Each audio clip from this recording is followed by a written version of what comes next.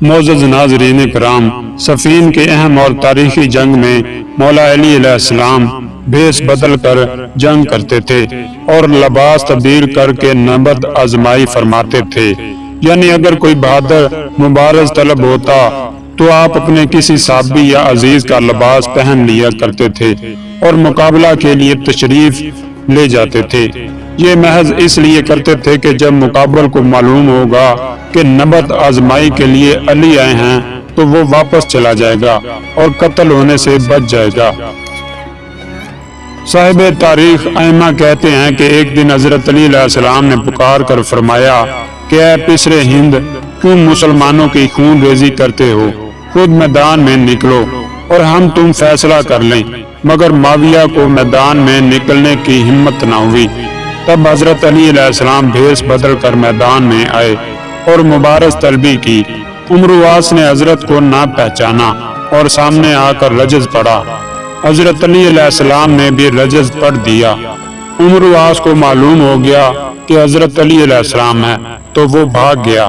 علامہ عیسیٰ اریلی لکھتے ہیں کہ جب لشکر معاویہ سے مہراق ابن عبد الرحمن نکلا تو اس کے مقابلے کے لیے مومل بن عبید اللہ آئے اور شہید ہو گئے۔ پھر مسلم نامی صحابی تشریف لے گئے اور وہ بھی شہید ہو گئے۔ تب حضرت علی علیہ السلام بھیس بدل کر تشریف لے گئے اور اسے واصل جہنم کیا۔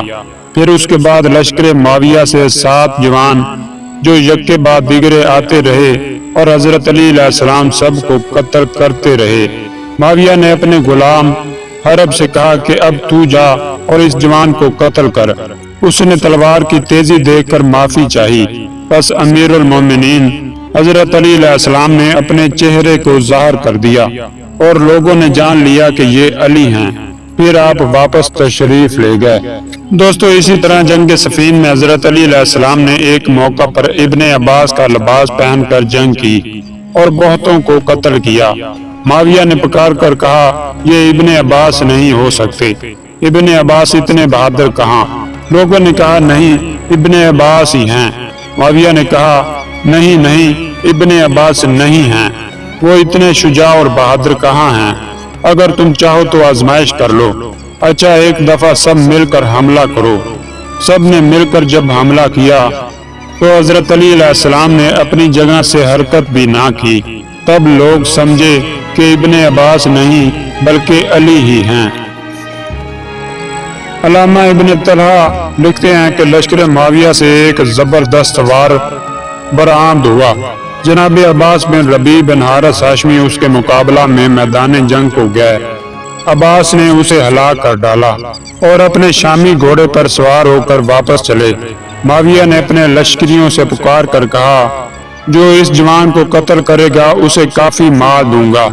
یہ سن کر لشکر معاویہ سے قبیلہ بنی شام کے 2 زبردست دلیر میدان قتال میں آ کھڑے ہوئے اور للکار کر کہا اے جوان، ہم تجھ سے لڑنے کے لیے نکلے ہیں۔ عباس نے کہا ذرا اپنے دامن کو ملکل موت کے چنگل سے بچائے رکھو کہ میں امیر المومنین سے اجازت لے آؤں۔ یہ کہہ کر حضرت علی کی خدمت میں حاضر ہوئے اور اذن جنگ چاہا۔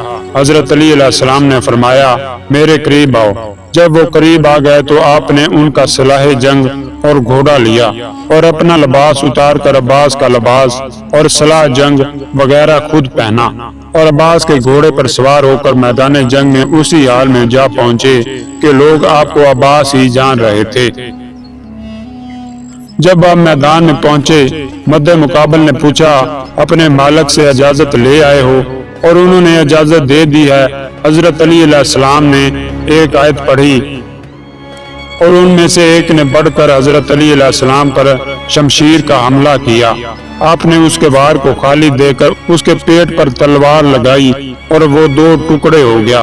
پھر دوسرے نے بڑھ کر حملہ کیا، آپ نے اسے بھی جہنم رسید کر دیا۔ جب یہ دونوں قتل ہو گئے تو معاویہ نے پکار کر کہا لشکریوں ہوشیار ہو جاؤ، یہ علی ابن ابی طالب علیہ السلام ہیں۔